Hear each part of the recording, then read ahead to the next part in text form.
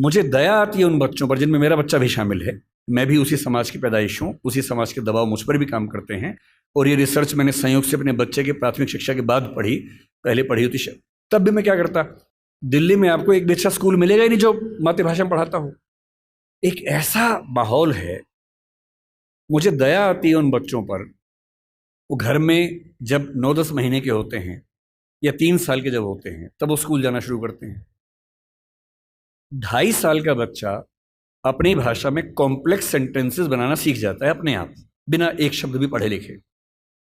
आप घरों में देखिए छोटे बच्चों को, अच्छे से वाक्य बोलेंगे। और 2.5 साल का बच्चा तो नए वाक्य बनाने लगता है, वो भी जटिल वाक्य, सरल वाक्य नहीं। उस बच्चे की इतनी गहरी पकड़ एक भाषा में हो चुकी है, एक भी दिन स्कूल नहीं गया है।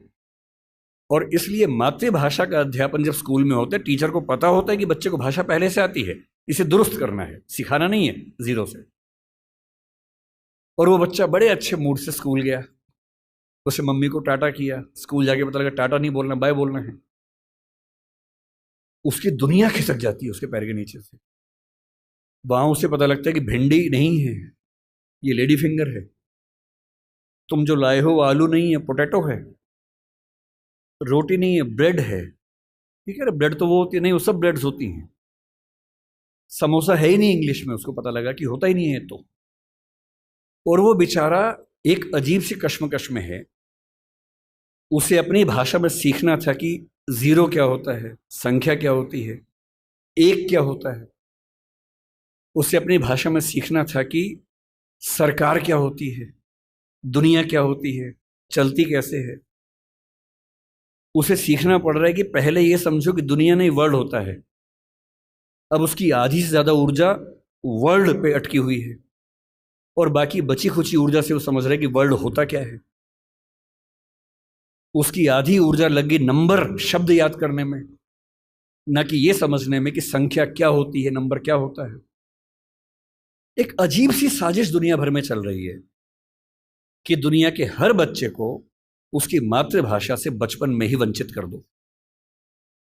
उसे एक ऐसी भाषा में सिखाओ जहां उसके लिए वो भाषा सीखना अपने आप में चैलेंज हो। और इसलिए आप देखेंगे कि अगर ज्ञान की दुनिया में दुनिया भर की भाषाओं के आम आदमी शिरकत नहीं कर पा रहे हैं, गलती से भी ये मत सोचिएगा कि दिमाग वाले लोग बहुत कम होते हैं और वही आगे बढ़ते हैं।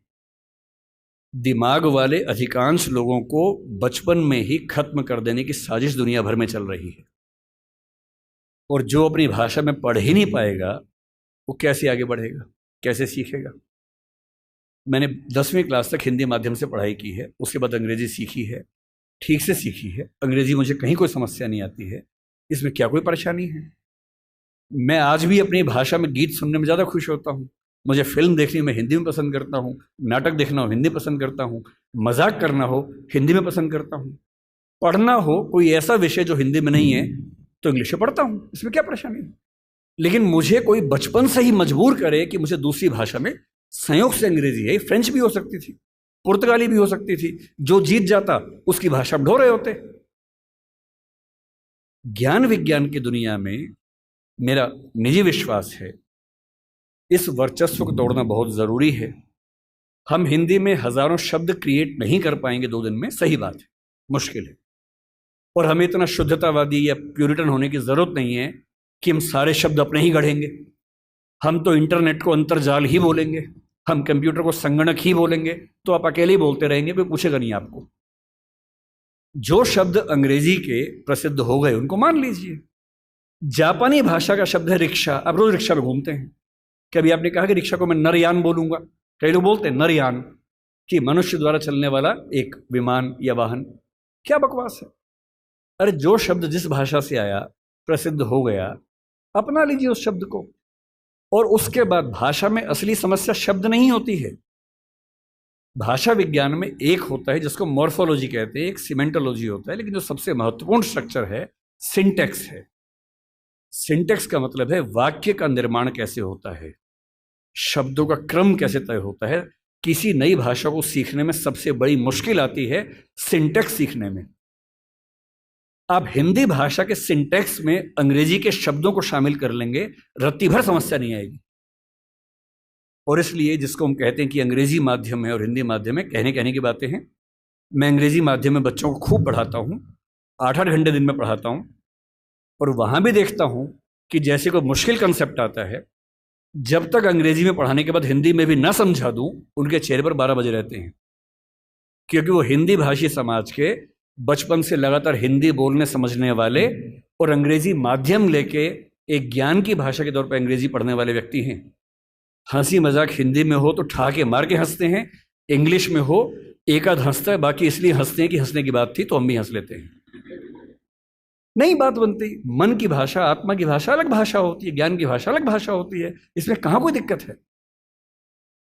और इसलिए मैं आपसे कहना चाहता हूं कि ज्ञान विज्ञान की भाषा के तौर पर, व्यवसाय की भाषा के तौर पर जबरदस्ती एक वर्चस्व का दौर चल रहा है जो खत्म होना चाहिए।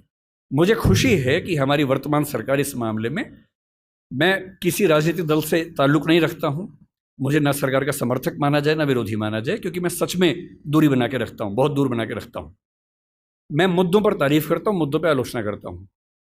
भाषा के मामले में वर्तमान सरकार बेहतर काम कर रही है, ये सही बात है। कई स्तरों पर हमने देखा है। मेडिकल साइंस मध्य प्रदेश से शुरू हुआ, एक ही साल में MP में, यूपी में, उत्तराखंड में शुरू भी हो गया। और मैं कई साल से सोचता था कि मेडिकल साइंस में ऐसा क्या है जो हिंदी में नहीं पढ़ सकते। और सोचिए, डॉक्टर बनने के बाद करना क्या आपको डॉक्टर बन के आम आदमी का इलाज करना है। भारत की आम आदमी की हालत क्या है? डॉक्टर के पास जाता है, उसको एक वाक्य समझ में नहीं आता है। डॉक्टर 4 लाइन इंग्लिश की बोलता है, कुछ मुश्किल शब्द बोलता है, तो वो मान लेता है कि ज्ञानी आदमी है, ठीक बोल रहा होगा। उसे अपनी हेल्थ के बारे में एक वाक्य ठीक से समझ में नहीं आता है। किसी विकसित देश में चले जाइए, डॉक्टर की जिम्मेदारी होती है कि जब तक मरीज सारी बातों को ठीक से न समझ ले तब तक इलाज शुरू नहीं कर सकता है। हमारे देश में भाषा का अंतर ऐसा है कि मरीज अपनी बीमारी को ठीक से कभी समझ ही नहीं पाता है। ऑपरेशन तक की सहमति ले लेते हैं अंग्रेजी बोल के, वो समझ नहीं पा रहा होता, हाँ तो हो गया, साइन कर, हाँ साइन कर दिया। उसमें क्या लिखा हुआ है कि तुम्हारा ऑपरेशन करेंगे, तुम मर भी सकते हो, मर गए तो तुम्हारी जिम्मेदारी है। कुछ पता ही नहीं उस बेचारे को। क्यों भारत का हर डॉक्टर, तमिलनाडु का डॉक्टर तमिल में क्यों ना बात करे पेशेंट के साथ, कर्नाटक का डॉक्टर कन्नड़ में बात करे, हिंदी का डॉक्टर हिंदी में बात करे, और अंग्रेजी मातृभाषा वाले जो 2,70,000 लोग हैं उनके लिए कुछ डॉक्टर इंग्लिश वाले रख लीजिए। डॉक्टर की भाषा तो समाज की भाषा होनी चाहिए, यही कानून के साथ है। हमारी जुडिशरी इतना जबरदस्त जुडिशियल फ्रीडम, जुडिशियल इंडिपेंडेंस, संविधान का मूल ढांचा है, सब बातें बढ़िया हैं। पर जिस देश की आबादी में 2,70,000 लोग अंग्रेजी मातृभाषा वाले हों, उस देश का सुप्रीम कोर्ट सारे निर्णय अंग्रेजी में ही देगा, ये कहाँ का लोकतंत्र है?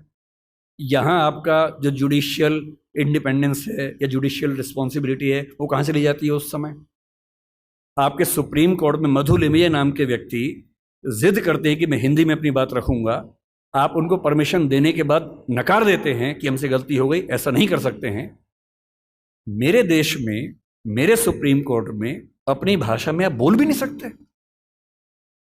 आप 28 राज्यों में से केवल 4 राज्यों में हिंदी में हाई कोर्ट में बात करने की परमिशन देते हैं। पर लोकतंत्र का मतलब क्या होता है?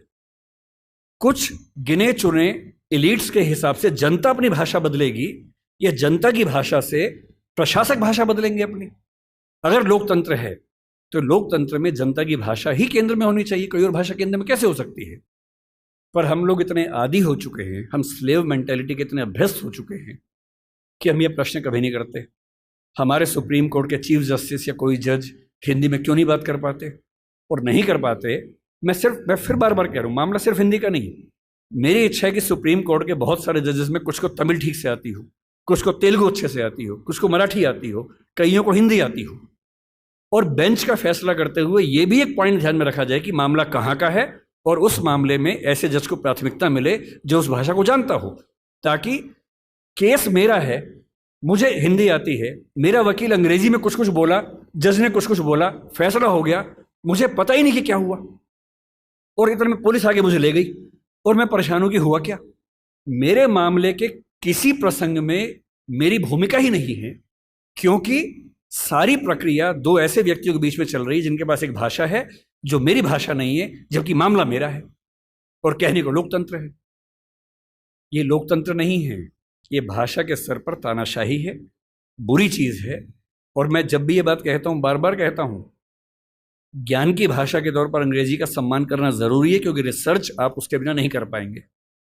बहुत मामलों में सीखने की जरूरत है, उससे भी, जापानीज से भी, फ्रेंच से भी, सबसे सीखने की जरूरत है। लेकिन आपके देश के सुप्रीम कोर्ट में, हाई कोर्ट में आपकी भाषा बात ना होती हो, ये बुरी बात नहीं है, शर्मिंदगी की बात है। हमें एक समाज के तौर पर शर्म आनी चाहिए, ये उससे कम बात नहीं है। इसलिए जब कोई मुझसे कहते कि राजभाषा के तौर पर आपकी क्या कल्पना है, 14 सितंबर का दिन आज है, हम आज के दिन ये सेमिनार क्यों कर रहे हैं? 14 सितंबर 1949 को शाम को 6 बजे एक फैसला हुआ था। एक अजीब सी अफवाह लोगों ने उड़ा रखी है। कहते हैं कि 14 सितंबर को मतदान हुआ कि भारत की राजभाषा कौन सी होनी चाहिए, हिंदी या अंग्रेजी। वोटिंग हुई, आधे वोट हिंदी के पक्ष में उठे, आधे अंग्रेजी के पक्ष में उठे, एकदम बराबर हो गया। कई लोग संख्या बोलते हैं, 77-77 हो गया। और तब स्पीकर ने, डॉक्टर राजेंद्र प्रसाद ने अपना कास्टिंग वोट दिया, क्योंकि उनके पास अधिकार है कि वोट डाल सकते हैं लास्ट में, अगर बराबर हो जाए तो, हिंदी के पक्ष में दिया, और इससे हिंदी भारत की राजभाषा हो गई। इससे बड़ा कोई झूठ नहीं है। ऐसा कुछ नहीं हुआ था संविधान सभा में, सफेद झूठ है। 12 सितंबर को शाम 4 बजे इस मुद्दे पर बहस शुरू हुई। संविधान सभा की डिबेट्स पढ़ के देखिए, 180 पेज की डिबेट है राजभाषा की, 180 पेज, 1-2 पेज का मामला नहीं है। संविधान सभा के वॉल्यूम 9 में ध्यान से पढ़िए, पेज नंबर लगभग 1130 से 1390 के आसपास का मामला है। 180 पेज की डिबेट है, उसमें खूब मुद्दे हैं, छोटी मोटी वोटिंग हो रही है के मामलों में। संविधान सभा का बेसिक उसूल था कि अंतिम रूप से वोटिंग नहीं करेंगे, सहमति से काम करेंगे। वोटिंग बीच बीच में होती रही। पहला विवाद यह था कि राजभाषा कौन सी हो, हिंदी हो कि अंग्रेजी हो या हिंदुस्तानी हो। अंग्रेजी पर तो बात थी नहीं, हिंदी या हिंदुस्तानी। महात्मा गांधी हिंदुस्तानी कहते थे, पर 1949 में वो थे नहीं। उनका हिंदुस्तानी का मतलब था हिंदी उर्दू का मिक्सचर, जो देवनागरी और फारसी में लिखी जा सके। दूसरा स्कूल ऑफ थॉट हिंदी की बात करता था। अंत में सहमति बनी, हिंदी ही भारत की राजभाषा होगी। राजभाषा यानी सरकारी कामकाज की भाषा।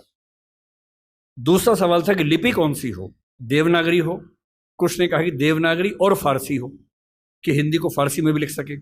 कुछ ने कहा देवनागरी और रोमन हो, हिंदी को रोमन में, जैसे व्हाट्सएप में लिखते हैं वैसे लिख सके।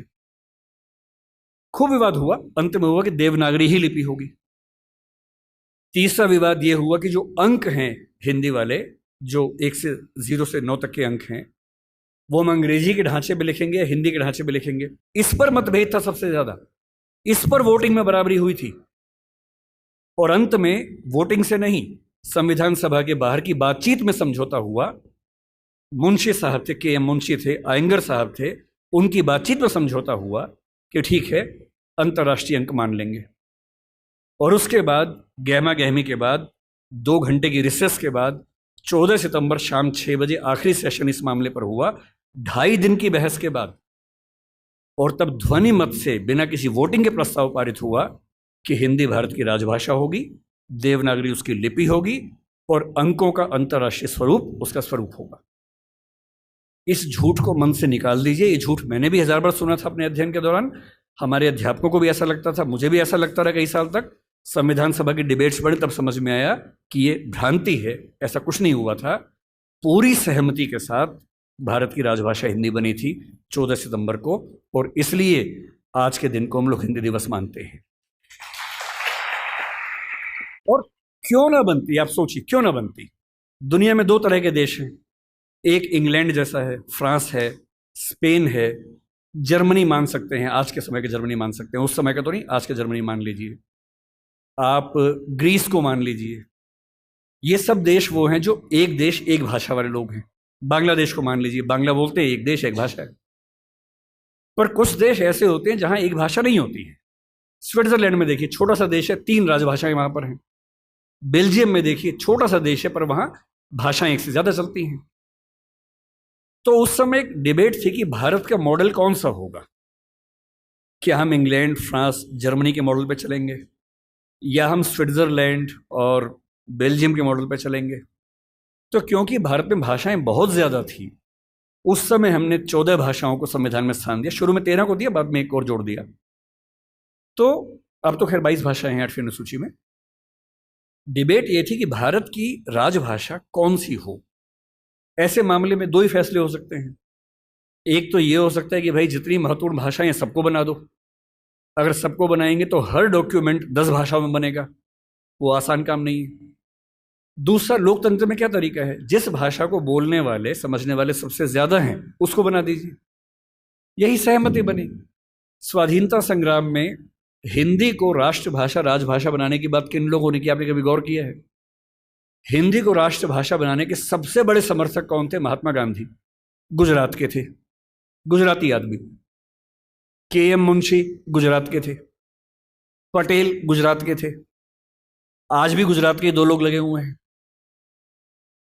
हिंदी को भारत की राष्ट्रभाषा बनाने की जो बात आई है, हिंदी समाज से ही नहीं आई है। महात्मा गांधी गुजराती व्यक्ति होकर हिंदी के पक्ष में सबसे ज्यादा अड़े हुए थे। महाराष्ट्र में तिलक थे, सावरकर थे, वो मराठी की बात नहीं कर रहे, वो हिंदी की बात कर रहे थे। पंजाब में लाला लाजपत राय थे। आप बंगाल में जाएंगे, केशव चंद्र सेन से परंपरा शुरू होती है, सुभाष चंद्र बोस तक परंपरा जारी है, वो सब हिंदी की बात कर रहे हैं। पूरे भारत में, दक्षिण भारत तक में ये सहमति बन गई थी। महात्मा गांधी ने पूरी एक संस्था खड़ी की, दक्षिण भारत हिंदी प्रचार सभा। कितने साल तक काम करते रहे वहां पर। एक सहमति बनाई पूरे देश में, क्योंकि इतना बड़ा स्वाधीनता आंदोलन बिना एक भाषा के नहीं चल सकता। बेबीलोन की कथा बन जाती, बाबेल जैसी, कि सब लोग अलग भाषाएं बोलते हैं, लड़े कैसे अंग्रेजों से। इसलिए कांग्रेस ने 1915 के आसपास से ही भाषा पे काम करना शुरू किया और ये मान लिया कि जब तक अंग्रेजी में काम करेंगे वकीलों का आंदोलन रहेगा, जनता का नहीं बनेगा। वो वकीलों का आंदोलन जनता का आंदोलन तब बना जब लोक भाषाओं में लड़ा गया, और लोक भाषाओं में सबसे बड़ी भूमिका हिंदी की रही। आज अगर कोई मुझसे पूछे कि भारत में कौन सी राजभाषा या संपर्क भाषा बन सकती है, आप डेटा देखिए, सेंसस को देखिए। हिंदी बोलने वालों की कुल संख्या पहली, दूसरी, तीसरी भाषा के तौर पर भारत में कितनी है इस समय? 69 करोड़ है 2011 के सेंसस में।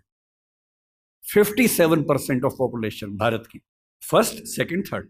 फर्स्ट लैंग्वेज में 43.6% है, तीनों मिला लें 57%, 69 करोड़ संख्या है। क्यों है? 10 राज्य हिंदी भाषा वाले हैं। फिर वो सारे राज्य जो संस्कृत से ही बने हैं, वो हमारे ननिहाल के हैं। इसलिए आप महाराष्ट्र जाएंगे, क्योंकि मराठी संस्कृत से बनी है, आपको मराठी हिंदी में दिक्कत नहीं आती, क्योंकि दोनों की रूट सेम है। यही गुजराती में है, यही पंजाबी में है, यही सिंधी में है, यही असमिया में है, यही ओडिया में है, यही बांग्ला में है। ये सातों राज्यों की भाषाएं संस्कृत के रूट से बनी हुई है, इसलिए हमारी रूट सेम होने से दिक्कत नहीं आती है। केवल दक्षिण भारत की चार भाषाएं मुख्य रूप से, और उत्तर पूर्व की, असम की आगे की भाषाएं। उत्तर पूर्व में भी आप अरुणाचल प्रदेश जाइए, हिंदी में कहीं कोई दिक्कत नहीं है। अरुणाचल प्रदेश में बड़ा आश्चर्य की बात है कि हिंदी सब बोलते हैं। अंडमान निकोबार जाइए, हिंदी सब बोलते हैं, वहां पर कहीं कोई समस्या नहीं। हैदराबाद में हैदराबादी हिंदी चलती है। मुंबई मराठी क्षेत्र होकर हिंदी का गढ़ बना हुआ है। और जो दक्षिण के 4 राज्य हैं उनमें भी, क्योंकि 10वीं क्लास तक हिंदी आमतौर पर स्कूल में पढ़ाई जाती है, तमिलनाडु में कुछ गांवों को छोड़ देंगे, मैं पूरा भारत ठीक से घूमा हुआ है, और मुझे आज तक हिंदी से काम चलाने में दिक्कत नहीं आई। 69 करोड़ की आबादी, 121 करोड़ में से आज 145 करोड़ हैं। ये संख्या मिनिमम आप मान के चलिए कि 75 करोड़ के आसपास होने वाली, 80 करोड़ होने वाली है। इस 69 करोड़, अगर मैं 2011 की बात मान लूं, तो तुलना में कौन है? नंबर 2 पर कौन आता है? बांग्ला। हिंदी में कितना है? 57% है। बांग्ला में कितना है? 9% है। आप किसे बनाएंगे राजभाषा भारत की? संपर्क भाषा किसे बनाएंगे? 57% के बाद सीधा 9% है। नंबर 3 पे मराठी आती है, अभी आ गई है। पहले नंबर 3 पे तेलुगु थी, अब मराठी आ गई है। कितना है? 8.7% है। नंबर 4 पर तेलुगु है, 8% के आसपास है। यानी एक भाषा बोलने वाले 57% हैं, नंबर 2 वाले 9, 8.7, 8, 6, 4, 3। क्या लोकतांत्रिक तरीके से कोई कंपटीशन बनता है किसी तरह का? और संपर्क भाषा संविधान लिखे या ना लिखे, संविधान में लिखा भी नहीं है। संविधान में कहीं नहीं लिखा कि भारत की संपर्क भाषा कौन सी है, ना लिखा है भारत की राष्ट्रभाषा कौन सी है, केवल लिखा है भारत की राजभाषा कौन सी है। 14 सितंबर को हुआ था, उस समय आर्टिकल 301 था, लेकिन जब संविधान फाइनल हुआ तो आर्टिकल 343 से 351 तक का हिस्सा जो अंतिम प्रारूप संविधान का बना उसमें राजभाषा का है। भाग 17 है, जो प्रारूप में भाग 14 था। इसलिए हमें डरने की जरूरत नहीं है। हम स्वाभाविक तौर पर भारत के भाषा के डेमोग्राफी के नक्शे में सबसे बुलंद आवाज हैं, तो हमारी आवाज की पहचान होनी चाहिए। हमें खौफ किस बात का होना चाहिए? क्यों मिरांडा बनने की जरूरत है भाई? अपने धौस में रहिए, आत्मविश्वास से भर के रहिए।